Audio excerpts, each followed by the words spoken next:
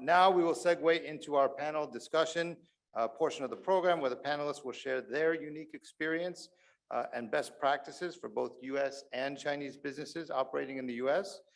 It is my honor now to invite to the podium our moderator, Ms. Lu CAO, who is Managing Director of JP Morgan, and our panelists. We have with us Mr.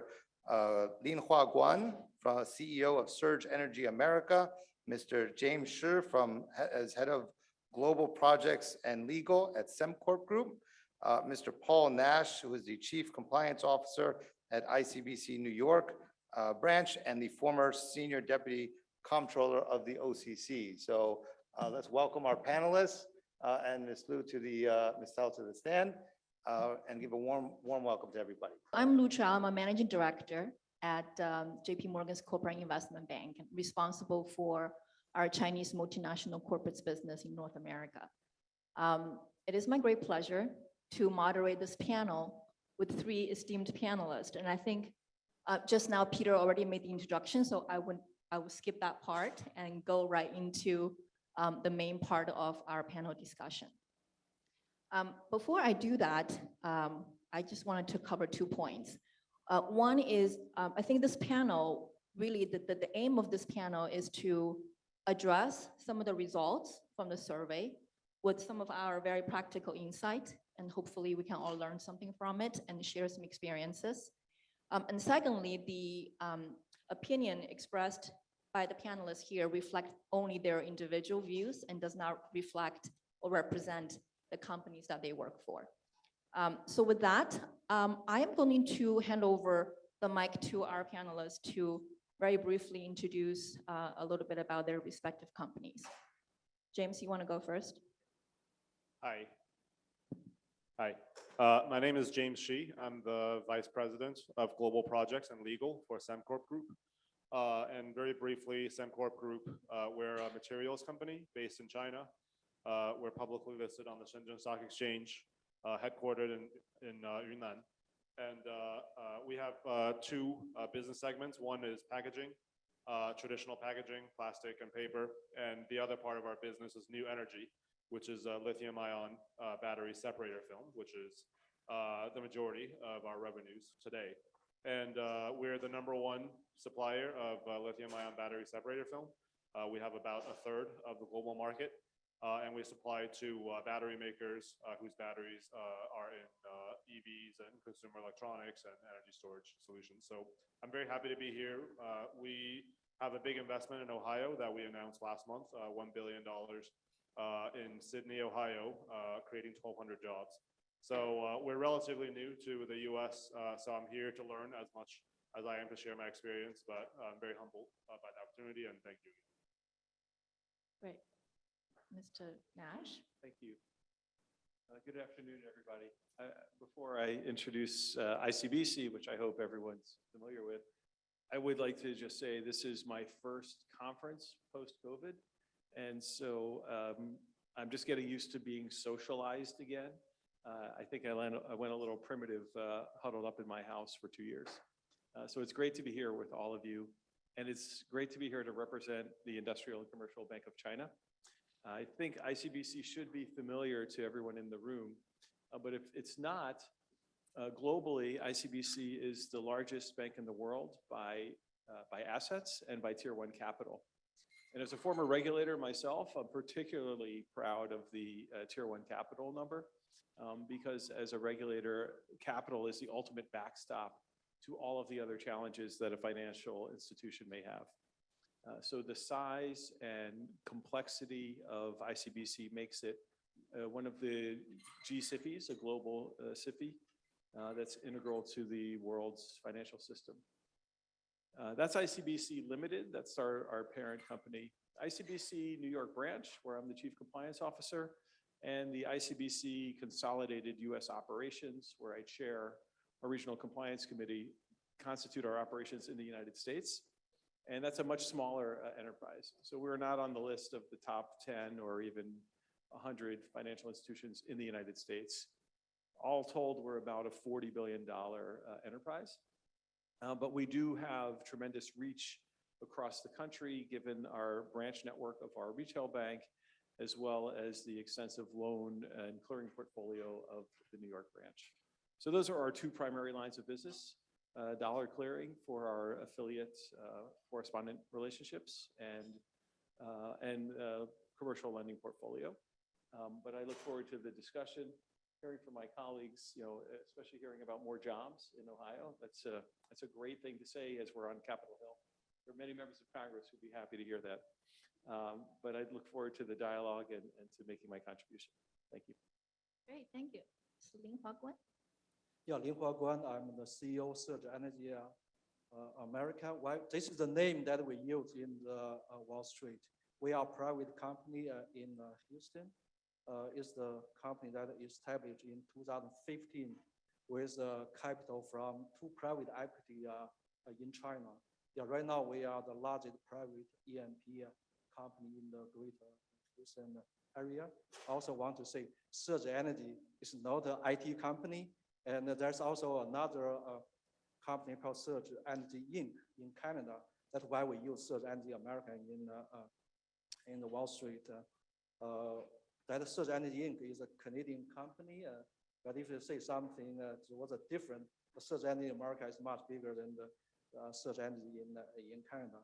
We are a private company, but we have a group of 15 Wall Street banks provide $1.5 billion borrowing base, and we issued 1.2 billion bond in the Wall Street. So we are very proud of what we do.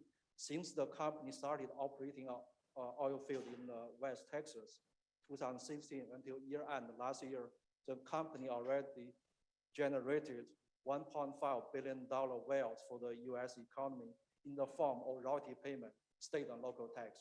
So we create much more for the U.S. economy, but just in the tax, all kinds of tax already create $1.5 billion.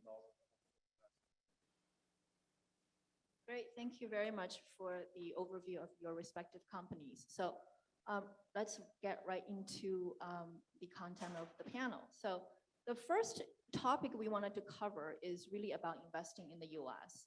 So according to the results of the survey we just went through, 29% of the respondents reported moderate or substantial improvement of their satisfaction with the US investment and business environment.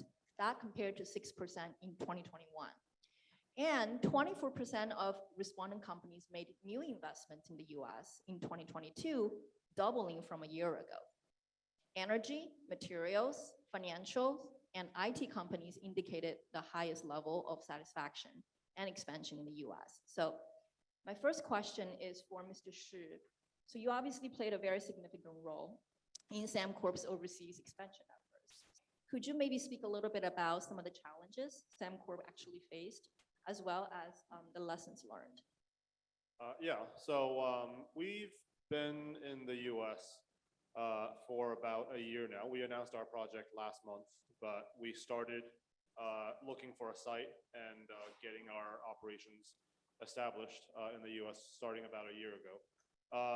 And of course, there have been a lot of challenges, but it's been very exciting. In terms of the challenges we faced, I would put them in a couple buckets. I think one area that probably many Chinese companies face is just scaling the learning curve of how to do business in the US. The culture of business is very different. And I'm learning that myself as well, because I mostly grew up in the US. I came to the US when I was 10 years old. So I spent my whole professional life in the US.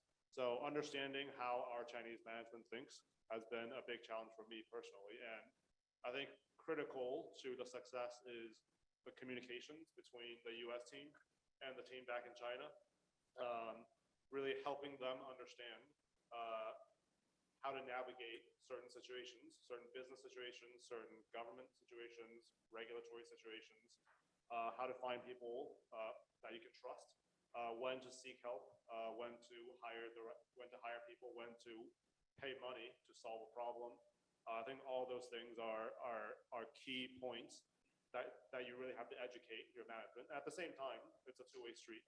For me, it's been a huge learning curve in terms of understanding how Chinese companies think, and of course, there's been tremendous spent. And that's why we've been able to get the resources we have to expand into China, into the US. So figuring out what is it that made our Chinese team successful and helping them to replicate that, but in a way that will succeed in the US. So I think that's one bucket. I think in terms of a lot of challenges we face right now are not specific to Chinese companies. It's rising costs, it's the labor market, it's trying to move fast, especially in our industry, trying to build out capacity as fast as we can. But in terms of challenges that we faced, in particular as a Chinese company, I would say government relations and public relations are, it's something that we have to spend a lot of time thinking about. And I'll just give a couple examples. During site selection, I would say, being a company that creates 1,200 jobs, a lot of states want that. And when you start conversations, you say, hey, we're creating 1,200 jobs. Everybody is very excited. And then you say, oh, we're based in China. And then it's like, oh, okay. Well, let's talk about that. So I would say we have headwinds and we have tailwinds. For example, in one of the states we look at, I won't say which state, but there was a very hastily passed law that basically banned Chinese companies from accessing critical infrastructure. So that was a state that we were initially very interested in, but then we saw that this law was passed, and it was not directed toward us or anything, but I think there were some other players in the industry that created concern or whatever. But anyway, I think there's a lot of kind of demand in the public sector to be seen as acting strongly against the Chinese threat, I guess, so to speak, or the risk that's created by the company. So that's a case where we really had to communicate with the government, and ultimately, actually, that was a factor that made us decide not to go to that state. But that's an example of a problem that we see, not just in that state, but in other states where, when you talk to decision makers, you can see that the fact that you're Chinese creates some level of distance, and they're always thinking in their mind, okay, how do I manage this risk of the fact? So I think that's one aspect where we really have to think a lot about how to deal with the government and how to position ourselves so that we're seen as a trusted player, so that we're seen as someone that they can do business with. And I think that same attitude or that same problem also exists as we go forward. Right now our team is very small, but we do foresee this problem as we try to build out a 1,200 people workforce, because we are already hearing from the labor market, especially in the area we're looking at, which is relatively rural and predominantly white, that people don't necessarily want to work for a Chinese company. There's low trust in Chinese companies. They don't know how Chinese companies do business. They don't understand the work culture, which admittedly is very different. So I think that's another area where we really have to put in work to, and that's more of a forthcoming challenge, but that's something that we really have to put in work to figure out how to brand ourselves, how to make ourselves an employer for people, and how to while owning the fact that we are a Chinese company, helping people understand that Chinese companies are good places to work Great. So overcoming cultural and communication differences while dealing with a lot of external stakeholders like the government or even the labor force. So a lot to deal with. So next question for Mr. Nash. Obviously, ICBC is one of the leading Chinese financial institutions with very meaningful presence in the US. Could you share with us how the dynamic environment the last few years impacted ICBC, as well as sort of what you think are the key growth areas for financial institutions like ICBC? Sure, thank you. And ICBC, I think, is kind of the grandfather on the stage in terms of our US presence. We've been here for 12 years now. And so we've have a long history in the United States. We're very familiar with the cultural challenges that a Chinese organization would face. And James and I got a chance to chat a little bit before the panel, and culture is one of the things we talked about. You'll hear that theme throughout our panel, I think, that cultural challenges. But just like every other company, not just represented in this room, but really across the world, right? It's been a very challenging 2 years. The global pandemic that resulted in an immediate and long-lasting change in the workforce. The Great Resignation, which is causing people to reconsider their career choices. The global supply chain issues. Now, the inflation rate that we're seeing today. So these are challenges that are not unique to ICBC, not unique to Chinese American business entities, or even unique in the United States. We're seeing this everywhere. So those are the challenges that we're looking at. Now, at ICBC, we do see an opportunity for growth because anytime there is a retrenchment in a market, the players that have longstanding relationships, that have deeper pockets to dig into, I think are best positioned to capitalize on opportunities and to thrive and grow. So we're being very opportunistic. We'll be looking for opportunities where we can enhance our brand and grow our business. So that's how we're looking at it. But we are very mindful of the challenges that we and everyone faces. We talked a lot about challenges and sort of how to overcome that. I think everybody's experience could be very different, but hopefully we can draw some of the insight from what you have just shared. So Mr. Guan, as the chief executive of a China-affiliated oil and gas company that's been very successful in localizing in the US, what kind of advice would you want to give to multinational companies that perhaps haven't completely expanded in the US, but is looking to expand in the US market? I would say be optimistic and always look for opportunity in every crisis. As a company that with headquarters, oil and gas company with headquarters in Houston, Texas, but because the company, the sponsor was two private capital from China, so the company was heavily impacted by the trade war between China and the USA. And I joined the company in December 2018, the year that started when the trade war started between China and the USA. And 2019, that was the first full year I joined Surge Energy. The realized natural gas price was negative 63 cents in Permian Basin. So that was probably people never heard of that kind of thing. And then the year 2020, the pandemic started. And year 2021, in February, there was a winter storm Uri. So the temperature in Alaska was kind of lower than the temperature in Texas. So why I say that is be optimistic and always look for opportunity in every crisis.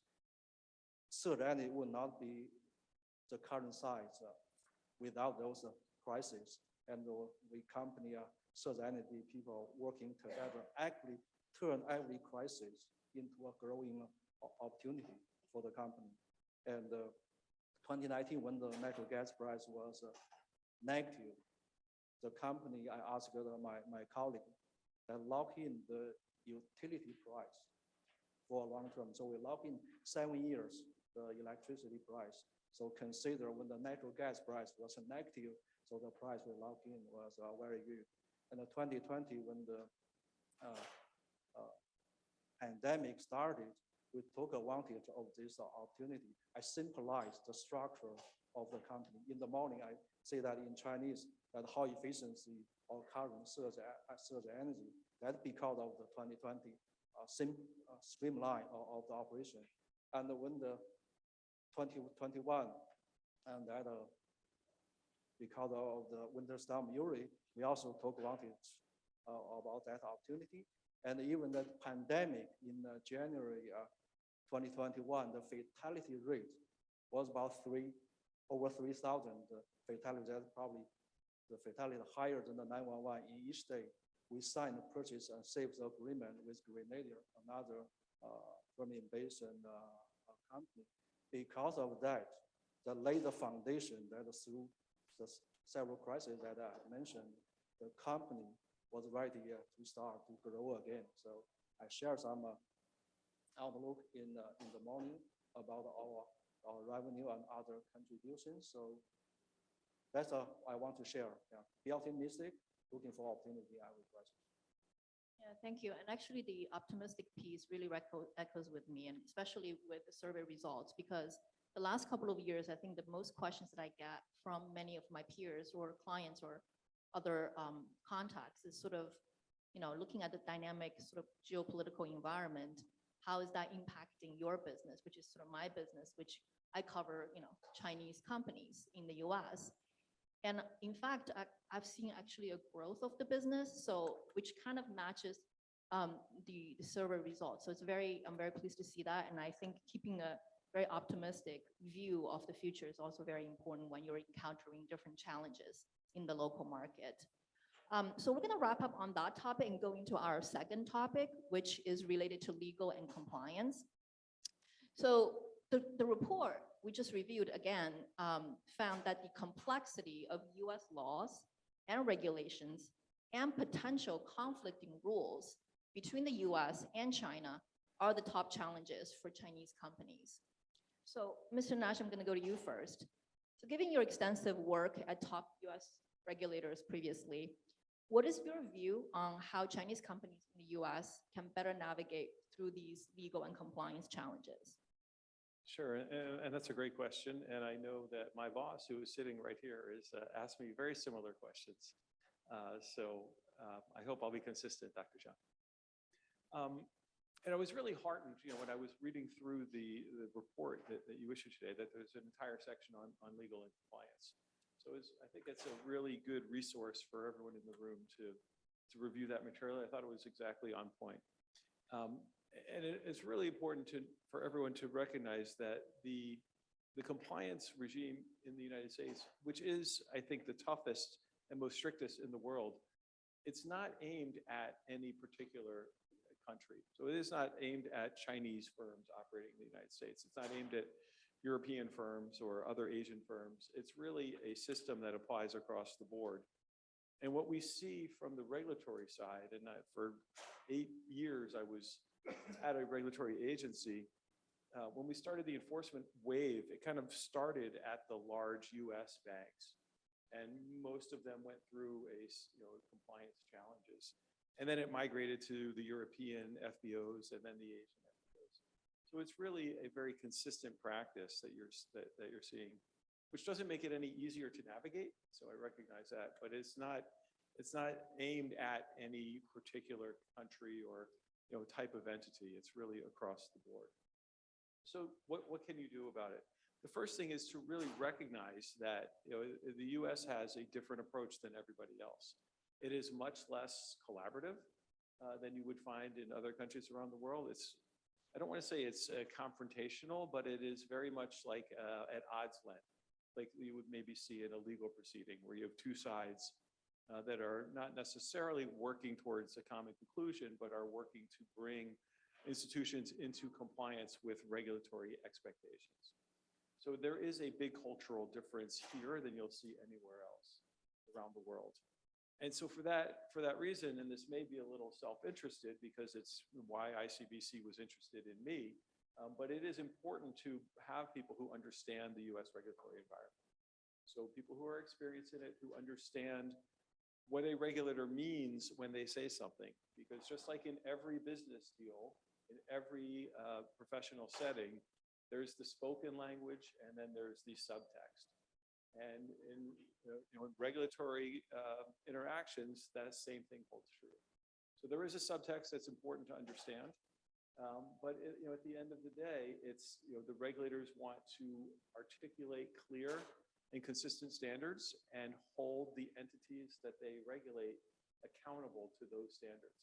So understanding what the expectations are is kind of a mutual job on both sides, but meeting the expectations is solely the responsibility of the regulated firm.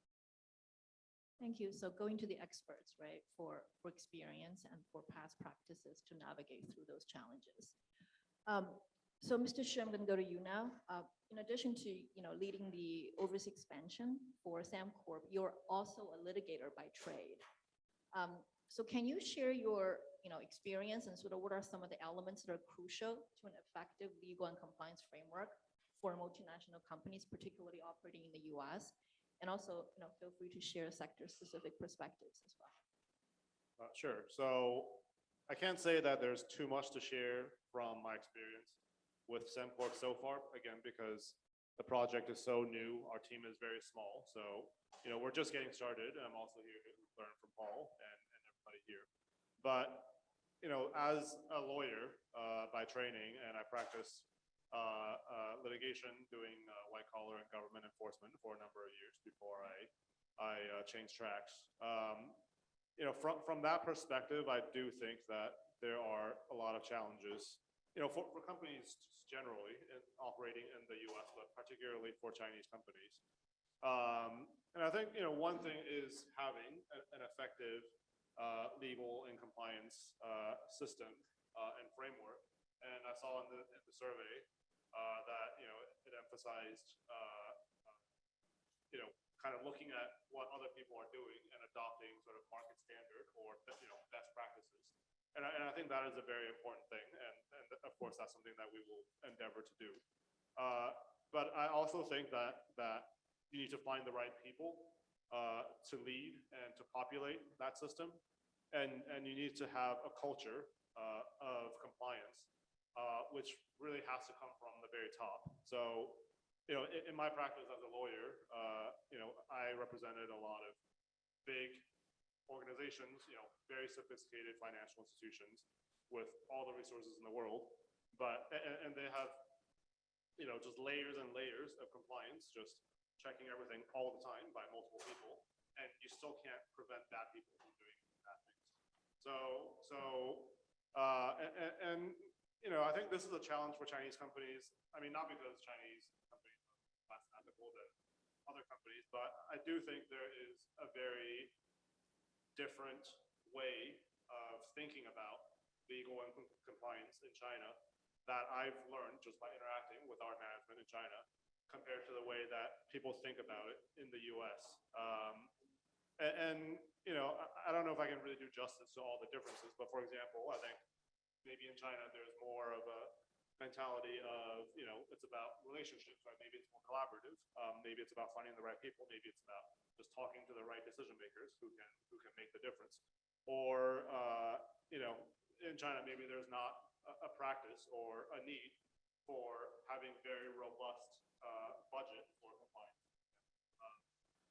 Whereas I think in the US, one of the things that I really work on with our management, and I think we're lucky that we have our top management is, they're from the US, they were educated in the US, they built their careers in the US before they started the company in China. So they're very open to it, but I also see this with other companies in China that I interact with.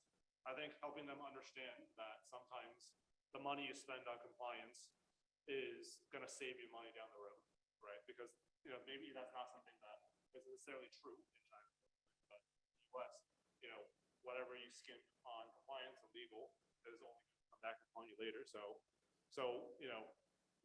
sometimes having to say to our management, hey, we have to pay for really expensive lawyers who charge you like over $1,000 an hour, which is like, I think, things like that where you have to help them understand that it's an investment. It's not just a cost, a line of cost. It's an investment that will pay off in the long run. And so once I think the Chinese management from the top down can inculcate that kind of mindset on the whole team, including the US team, I think that is really when you can create a culture of compliance that will be able to function properly. So spend the money upfront instead of later on doubling or tripling the size, right? Great. So I think we've covered legal compliance pretty well. And it's really, to summarize, to, get expert advice, spend the money where you need it, spend the investments, but it would just make your company a much sort of wholesome company operating in this particular market. So I want to go to our third topic, which is brand and trust. But before I sort of dive into a more profound topic, I just wanted to maybe throw one question at you, Mr. Guan, first. So as the leader of a well-regarded oil and gas company, again, in the US, can you share your experience in building trust and raising brand recognition in the US market and also in sort of the greater Houston and Texas market where you're operating? Yeah, this topic, brand and trust, is dear to my heart. It's a kind of lesson number one that I learned when I came to the United States in year 2000. I thought I was a trustworthy person in China, but when I came here, I applied the credit card. I found out in the first 3 months, no credit card company was willing to give me even the lowest credit limit. So that is something, a big lesson I found. The trust is the foundation of everything in this country. And if I want to survive and live in this country, I need to build trust with my stakeholders. So that is something I did after I joined the company in December 2018. So I spent the whole year 2019 to build trust with the local people in Houston. And I can share, once the trust is there, it can pay special dividend. Sometimes even surprise me. I can share year 2020 was the year that when pandemic started, and our company did one downsizing, probably first time in the company's short history. But that year, 2020, when the oil price was at one time was even lower, even negative $40, that year the company realized positive free cash flow. So Wall Street was shocked that that was probably the time even for me. I didn't expect our company will be cash positive. So we also paid back all the money we borrowed from that big group of Wall Street banks. And another thing that I would say surprised me, year 2020 was the first year that our company was recognized in the Houston area as the best places to work by Houston Business Journal. And that is an example, and the 2021 example because of the pandemic and also the trust we built 2019 and 2020. So 2021, when the oil price compared with the year 2020, probably oil price increased only 70%. But look at our free cash flow, we increased more than 10 times compared with year 2020. So very proud of what we did. And the year 2021, we became the only oil and gas company in the greater Houston area recognized as best places to work 2 years in a row. So I'd like to just to share that. Once the trust is there, it can pay a special dividend. And I encourage all my colleagues here from CGCC, spend the time to build the trust with your employees, with your stakeholders. Great, thank you for that, Mr. Guan, because that leads to my sort of next more profound question. I wanted to again share the survey result, right? So 29% of the respondents feel that they have a weak brand presence. And also, I think the survey told us that companies are taking actions on social issues to raise brand awareness and earn trust from the local market. However, the areas of focus are not entirely aligned with agendas that are topical for the local US audience, the US customers or the US consumers or the US population. So this could be potentially due to several things, right? Could be due to cultural differences. What we Chinese might think is important might be different from what the US population thinks, or priorities driven by our headquarters agenda versus the actual needs in the local market, or the lack of effective research and information collection. You maybe just didn't get the right information about what people's preferences are. So the question for the panel is, what is your take on this, scenario and this whole theme? And what do you think multinational companies from China operating in the US can do to improve on this particular aspect? Mr. Xu, do you want to go first? Sure. So we're a B2B company, so we probably don't spend as much time thinking about, brand in the eyes of the general public as maybe some of the other companies here. But I do think it's a critical issue for us, especially as we think about, I think, what's right in front of us over the next year or two is building out a workforce and convincing 1,200 people to join us. So I do think, as I shared already, that there is a particular challenge that comes with being a Chinese company when it comes to branding, and we do spend a lot of time thinking about how we can maybe take on certain social issues or thinking about ESG as a way to earn that trust. And I think that's not Chinese companies in particular. I think that's all US companies. But, for us, I think the way we think about it right now, at least, is, I think especially when you get into very high profile social issues or things that are very divisive, in the current US political environment. I'm not saying this is the way we think about it. That's the way we think about it right now. It's a very fraught territory. Half the country thinks one thing about some issue, the other half of the country thinks something totally different. And even with ESG, like I think there's a big, I don't know about big, but I think that there are some voices in political discourse right now saying that companies should get out of ESG. Companies should not be in the business of changing the world. Focus on making money and let other people worry about ESG, right? So I think our approach, especially as a Chinese company and trying to build political support at the local and regional level from both sides is really focusing on what we can do in the community, where we are in Sydney, in county, in Shelby County, in Ohio, creating jobs, making sure that our plant has a positive impact, or at least minimizes the negative impact on the environment. Supporting the local police, supporting the local fire department, supporting the local schools, supporting state and regional initiatives for economic development. So at least for us right now, I think that is the way we think about building a connection and building that trust with the community to be able to, win the hearts of the stakeholders, whether it's government or employees or agencies. The local community is very important because you're operating in that local market. So that's the first thing to do, or could be like a low-hanging fruit to do versus looking at something too broad and too hard to achieve. Anything from you, Mr. Nash, on this topic? I really just want to agree with everything you heard from James. I think he's got the exact right approach that I would recommend. It's important to understand who is your target audience, right? What audience are you trying to reach? Are you in the consumer business, so you want to reach potential customers?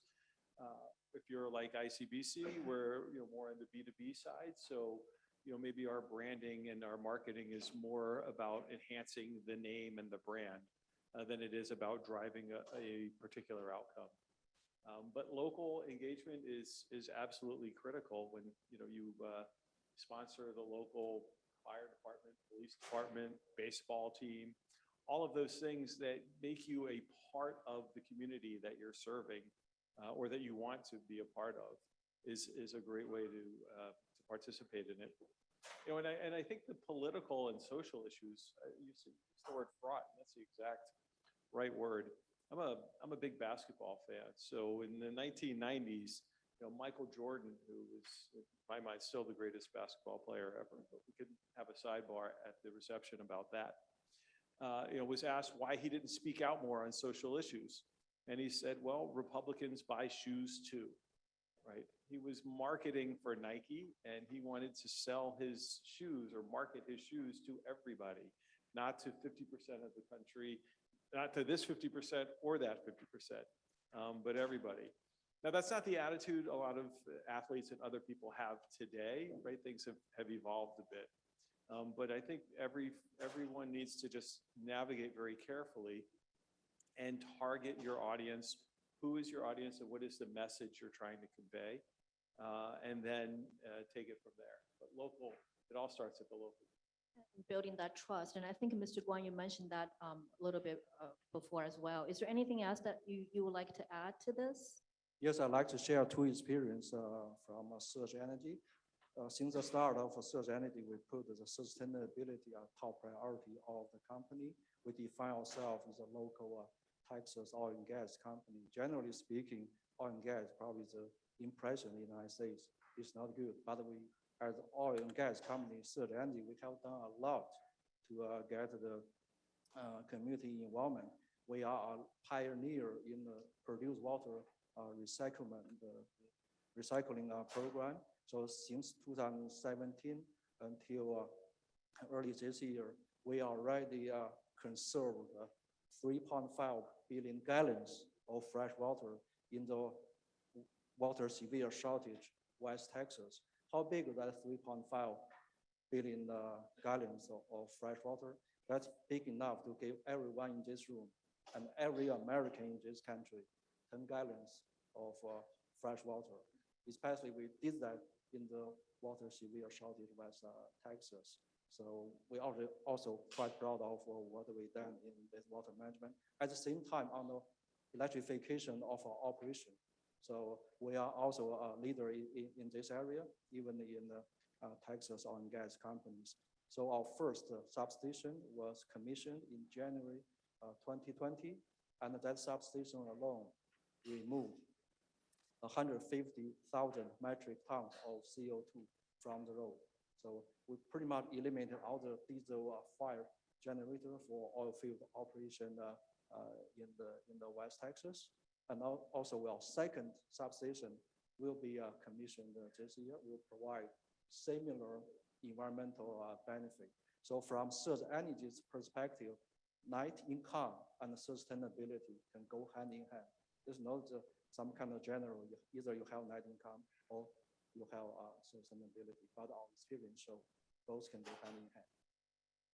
Especially in I think 2 out of the 3 companies are in a pretty highly regulated industry, right? So I think really compliance and legal is important, but also sort of find ways to build that trust with your local community, with the regulators, and with the broader market is equally important.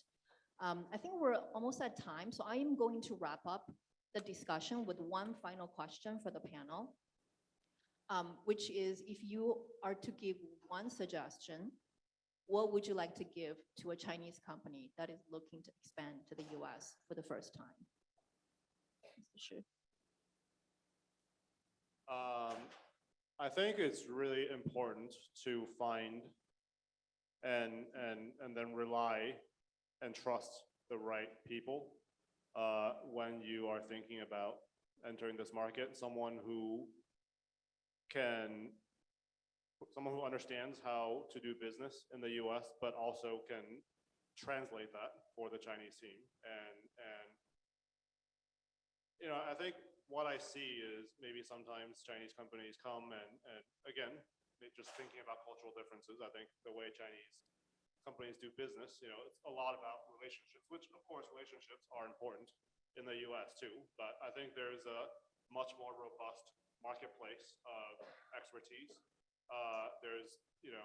There are people who have built their professional careers doing very specific things. And I think, Chinese companies should not be afraid to reach out to those professionals and maybe, pay a bit of a premium, but again, finding the right people to do the right things for you. So that's what I would say. Thank you. Mr. Nash? So as I expected, James took my answer. But I have to think of something it's a good answer. different. But I do have something. What I would suggest, in addition to what James said, is do your homework. Hope is not a plan, and so have a very detailed and precise plan. What are the goals? What are the resources you're bringing to bear? What is the market you're going to target? And what are the step-by-step, how are you going to achieve those goals? So it's, it is the land of opportunity. There are many opportunities here, but there's also many competitors out in the same space that you're in who are looking for those same opportunities.